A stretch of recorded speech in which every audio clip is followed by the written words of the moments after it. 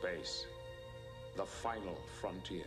Wait, this isn't right. These are the voyages of the Star Starship Trek. What is Enterprise. this doing here? Its continuing mission to explore. There we go. That's much better. Sorry about that.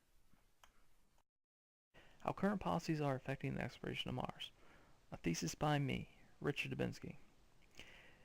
Sending a manned mission to Mars is going to be expensive. But let's say you have the money and you really want to go to Mars. Well, first you have to go to Mars. Dealing with microgravity can lead to significant loss of muscle and bone mass. However, these effects can be minimized with muscle toning exercises performed in simulated gravity, created by spinning sections of the ship, and by medications to combat bone deterioration. However, then you have to deal with radiation. Galactic cosmic radiation, which is radiation from beyond the solar system, and solar particle events, which is radiation emitted by our own sun. These can come completely at random. We don't know how often astronauts will be exposed, and we're not entirely sure how effective shielding will be.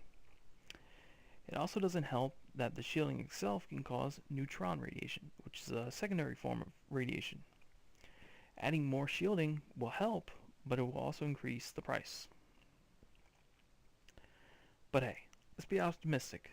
Let's assume you made it to Mars, and the radiation didn't cause permanent blindness, a decrease in mental functions, or death. Now you're rotating around Mars and you want to land. Well, you can't. The largest object that has had a soft landing on Mars, the Curiosity rover, as seen in this picture, there's the parachute, landed on Mars, there it is, weighing in at 1 ton, would be 20 times smaller than a manned landing craft. The problem is the atmosphere.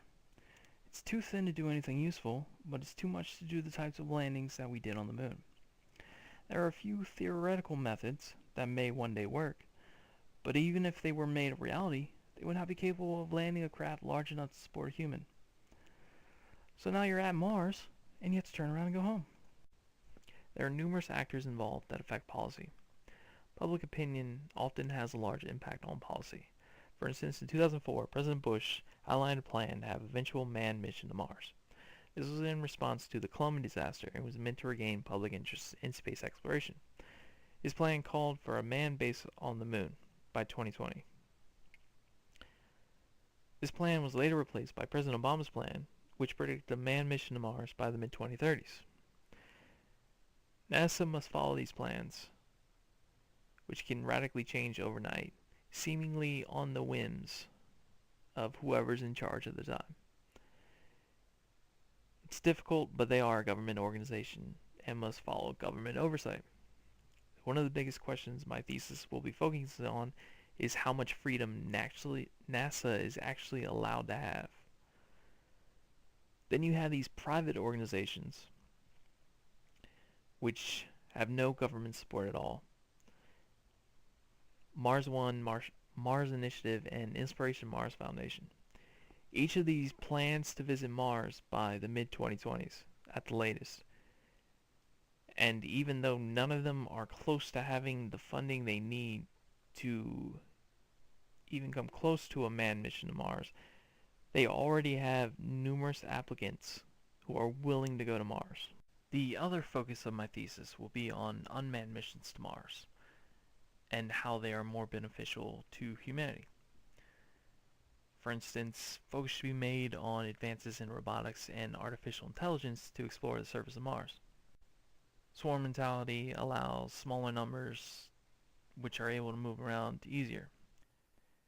The image on the left is an image of a Joelbot. It's a small robot about the size of a beach ball. It's able to roll around freely and can jump about a quarter of a meter into the air. Simulations have shown that a central lander can support 50 of these robots and can explore 300 square meters in just 5 days.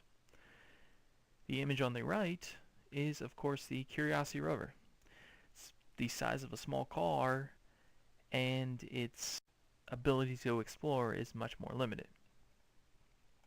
Now, it is not as if the Curiosity rover does not have its merits. It is much more effective at analyzing than the JewelBot could be. The purpose in comparing the two is to show that NASA's whole method is geared towards a manned exploration of Mars. For instance, the Curiosity is much larger than the Opportunity, which is still operating on Mars and has traveled 25 miles since it landed in 2004. Now, the Curiosity and the Opportunity are both amazing engineering marvels. The rovers are being increased in size so greatly in preparation of a manned landing on Mars. Of course, NASA isn't focusing solely on these rovers and making a manned mission to Mars. They have their own swarm technology that they are developing. This is the SuperBall bot, which is similar to the JewelBot in that it has a flexible design. These are wires and these are bars, and it can collapse on itself and then move by utilizing tension between the wires. But it's not being made to explore Mars. It's being made to explore the moon of Jupiter. It also doesn't have any of the accompanying simulations that the JewelBot has. But NASA is working on swarm robotics that are modeled after ants. These swarmies are about the size of a shoebox, but they have the standard four-wheel design. And the Raster, which is the robotic mining robot, is about the same size. But all three of these projects are projects that NASA is merely funding. They are not main NASA endeavors. I plan to go into NASA's policies more in depth and to compare and contrast more thoroughly manned and unmanned missions. The focus, though, will be on moving away from this idea of manned missions in the near future and focusing on unmanned missions. And that's the end.